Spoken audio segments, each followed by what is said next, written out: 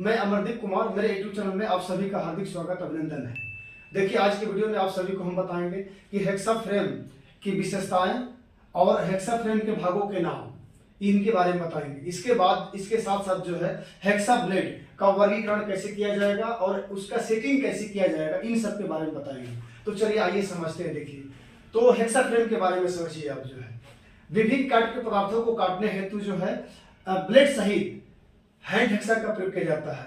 ये हेक्सा के माध्यम से जो है किसी जाब का अगर स्लॉट काटना हो या जाब की बाहरी सतह को काटना होगा तो इसके माध्यम से हम काट सकते हैं। ओके, अब चलिए देखिए हेक्सा फ्रेम के भाग का नाम समझिए। देखिए, parts of hexa frame. Parts of hexa frame, HACKSAW hexa frame, EFRAMI। ठीक, ओके। देखिए आगे समझिए। तो मैं ये चित्र बना दिया हूं आप सभी के लिए, तो चित्र बनाकर दिखा रहा हूं। ये देखिए एडजस्टेबल हेक्सा फ्रेम है, पहले समझ लीजिए आप सब। तो देखिए इसमें क्या होता है, इसमें इस भाग को क्या बोलते हैं, पूरा ये फ्रेम होता है। ओके, इसके बाद फ्रेम में देखिए ये फ्रेम है। इसके बाद ये देखिए क्या, फ्रेम लेंथ एडजस्टमेंट। इस ये जो होल बना है यहाँ पे, देखिए होल है तीन। हम चाहे तो इस फ्रेम को जो है बड़ा या छोटा कर सकते हैं। ठीक है, ओके। इसके बाद जो है अभी देखिए हैंडल होता है। इसके बाद देखिए ये क्या होता है, ये फिक्स होल्डर होता है, ये वाला फिक्स होल्डर होता है।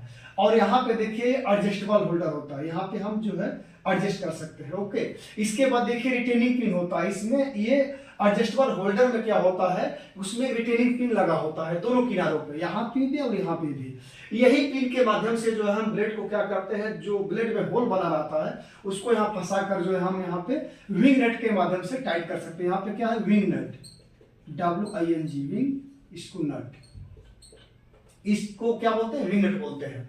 और यहाँ पे देखिए ये एडजस्टेबल हो गया। ठीक है, ये रिटेनिंग पिन हो गया। ओके, इसके बाद जो है अब देखिए कभी भी जब सेट करेंगे ब्लेड को, तो ब्लेड की जब सेटिंग करेंगे तो इसके दांते क्या होना चाहिए, आगे की तरफ होना चाहिए, ना कि पीछे की तरफ। कई लोग, कई ऑपरेटर या कह लीजिए कई लड़के ऐसे गलती कर देते हैं कि क्या होता है, उसके दांतों को क्या करते हैं, पीछे सेट कर देते हैं। पीछे नहीं होना चाहिए, क्या होना चाहिए, हमेशा दांत जो है आगे की तरफ होना चाहिए। इस तरह से कटिंग करेगा। ठीक है, इसके बाद देखिए अब हेक्सा फ्रेम कितने प्रकार का होता है तो समझिए। Types of hexa frame, TYPES, types of hexa frame, HACKSAW hexa frame.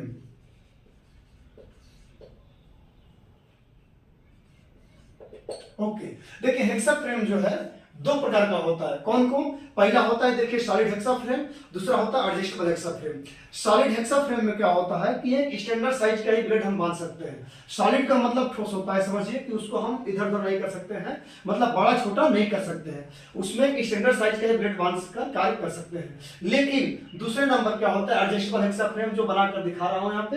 देखिए इस हेक्सा फ्रेम की खासियत होती है, इसमें हम एक से अधिक साइज के ब्लेड जो हम बांध सकते हैं। ठीक, और यहां से कैसे बांधेंगे, देखिए जो दो तीन पिन दिया है ना, होल दिया है ना, इसके माध्यम से हम क्या करेंगे, यहाँ पे बड़ा छोटा इसको हम कर सकते हैं। तो इसका एक फायदा होता है। पहला कौन सा होता है, solid, SOLID, solid hexa frame.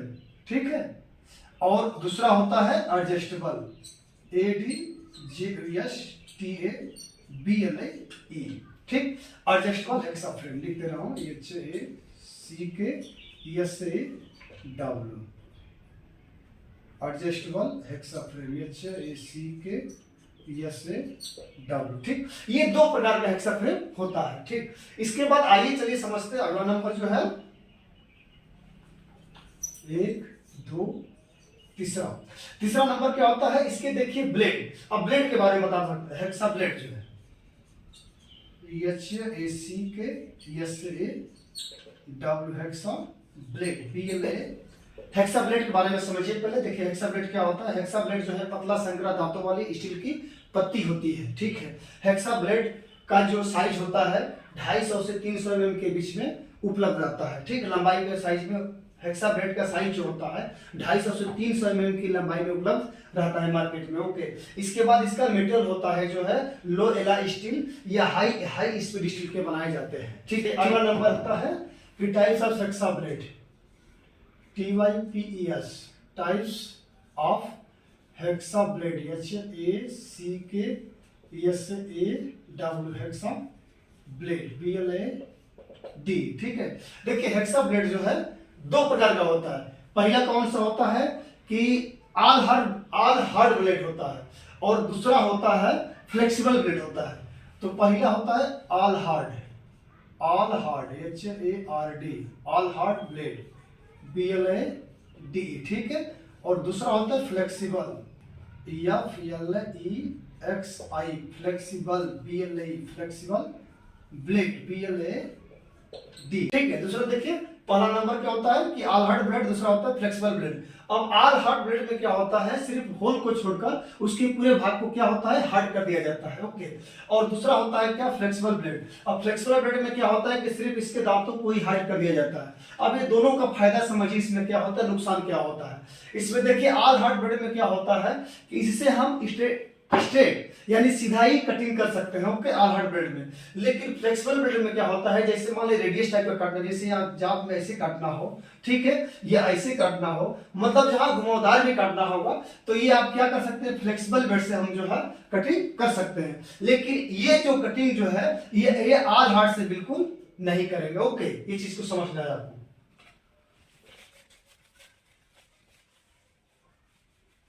कभी भी क्वेश्चन में कर सकता है कि क्या आप जो है जब रेडियस कटिंग करना होता है या जैसे घुमावदार कटिंग करना है, तो क्या आप ऑल हार्ड ब्लेड के माध्यम से कटिंग कर सकते हैं? तो बिल्कुल आपको बताना है नहीं कर सकते हैं। देखिए pitch of the hexa blade, बगल के दो दांतों के बीच की दूरी, ये आरी का पिच कहलाता है। देखिए pitch of the blade, blade का पिच क्या होता है कि बगल के दो दांतों के बीच की दूरी, बगल के दो दांतों के बीच की दूरी आरी का पिच कहलाता है, ओके। ये पिच हो गया। अब देखिए अगला नंबर है कि क्लासिफिकेशन ऑफ ब्लेड, ब्लेड का वर्गीकरण कैसे किया जाता है। देखिए ब्लेड का वर्गीकरण जो है तीन प्रकार से होता है। पहला होता है कोर्स, मीडियम, फाइन, ठीक। अब कोर्स, मीडियम, फाइन में कितने पिच रखा जाएगा ये समझना है।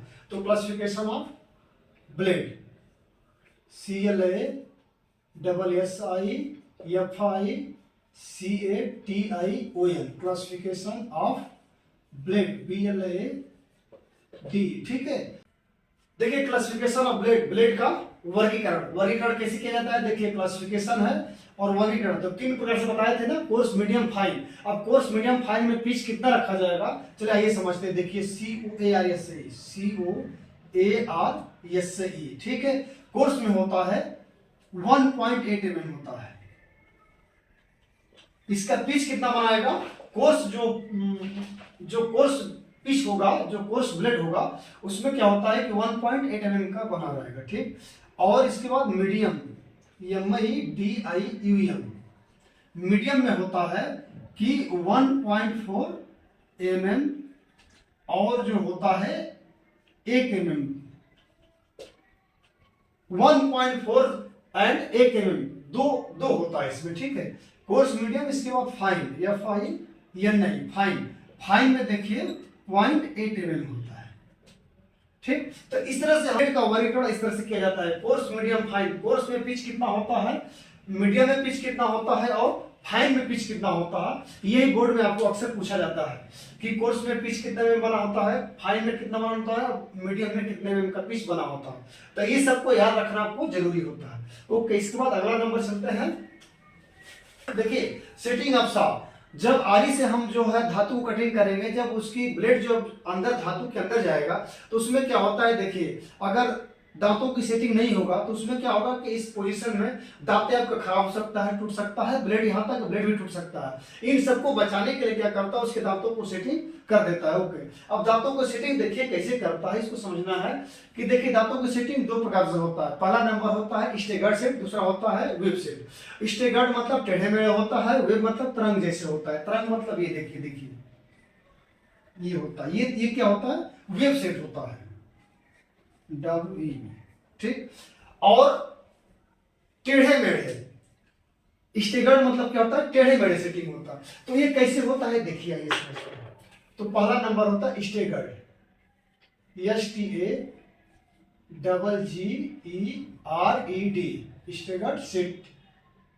Staggered set, okay. और दूसरा होता है वेब सेट, ये क्या पढ़ा रहे हैं आपको, दांतों की सेटिंग पढ़ा रहे हैं कि दांत की सेटिंग कैसे किया जाता है। तो देखिए दांतों की सेटिंग में क्या होता है, इस दांतों में इसमें क्या होता है, पहला नंबर में होता है कि इसको एक सिंगल स्टेगर्ड सेट होता है। पहला नंबर क्या होता है, single, SINGLE single staggered, STAGGERED staggered set होता है। ओके, और दूसरा होता है double, DOUBLE double staggered set होता है। इस सिंगल स्टेगर्ड सेट में देखिए क्या होता है कि इसमें एक दांत दाएं, एक दांत बाएं, ठीक, दाएं बाएं, और तीसरा दांत इसमें क्या होता है, सीधा रखा जाता है। ये क्या होता है, सिंगल का होता है। क्या होता है कि एक दांत दाएं, एक दांत बाएं मोड़ दिया जाता है, और तीसरा दांत क्या होता है, सीधा होता है। ये क्या होता है, सिंगल स्टेगर्ड सेट होता है। और डबल में क्या होता है कि इसमें 2 दांतें दाएं और 2 दांतें बाएं, और तीसरा जो पांचवा दांत आपका होगा वो सीधा रखा जाता है। ये क्या होता है, डबल स्टेगर्ड सेट होता है। ओके, अब देखिए, अब ये हो गया आपका स्टेगर्ड सेट में। अब देखिए अगला नंबर होता है कि वेव सेट क्या होता है। वेव सेट क्या होता है कि इसमें तरंगनुमा जैसे जो है बनाया जाता है। ऐसे देखिए, इसकी जो दांतों की सेटिंग होती है क्या होती है, तरंगनुमा जैसे होता है। तो इस तरह से हम दांतों की सेटिंग करेंगे ताकि हमारा जो है जब मेटेरियल के अंदर प्रवेश करा तो कहीं उसके दांतें खराब ना हो, ब्लेड टूटे ना, और अधिक से अधिक मेटेरियल काट सकते हैं। लंबा टाइम तक मेरा ब्लेड चलने का संभावना बना रहेगा, इसलिए हम जो है सेटिंग कर देते हैं दांतों की। अगला नंबर आते हैं, जो 2 ब्लेड का हम लोग सेट पढ़े हैं। ओके, जो 2 ब्लेड का आप लोग को सेट हम बताए हैं कि पहला कौन है, स्टेगर्ड सेट, और दूसरा होता है वेव सेट। ठीक, अब ये दोनों सेटिंग में कितने mm का पिच रखा जाएगा ये समझना है। तो देखिए अगला नंबर समझिए कि ब्लेड की सेटिंग का वर्गीकरण। अब देखिए जैसे मान लीजिए हमें तरंग सेट का ब्लेड जो है बनाना है, ठीक है, तो उसमें कितने mm का पिच होता है तरंग सेट में, तो तरंग सेट में देखिए 0.8 mm का पिच होगा। ठीक है, अब इसके बाद देखिए तरंग सेट अथवा टेढ़ा मेढ़ा, ये दोनों सेटिंग में कौन सा होता है, 1 mm का होता है। इसमें जैसे 1 mm जो पिच बनेगा तो तरंग सेट में बन सकता है, टेढ़ा मेढ़ा स्टेगर्ड सेट में भी बन सकता है, दोनों में 1 mm हो सकता है। लेकिन अब जैसे 1 mm से ऊपर, 1 mm से ऊपर यानी 1.8 mm का बताए थे ना कि 1.8 mm का किसमें होगा, 1 mm से ऊपर एक टेढ़ा मेढ़ा सेटिंग में यानी स्टेगर्ड सेट में जो है इसका जो है सेटिंग होगा। ओके, तो इस तरह से ये भी आपको याद रखना जरूरी है, ये जो है बोर्ड एग्जाम में अक्सर पूछता है। तो इस तरह से आज का एक क्लास समाप्त हुआ। अगला वीडियो में आप सभी को हम बताएंगे इसी से संबंधित एक नंबर का क्वेश्चन बोर्ड एग्जाम में कैसे पूछेगा। ये मेरे बताने का उद्देश्य ये है कि पहले आप डिटेल्स इसका समझिए, इसके बारे में ही तुरंत हम जो है अगला वीडियो बनाकर भेजेंगे आप सभी को।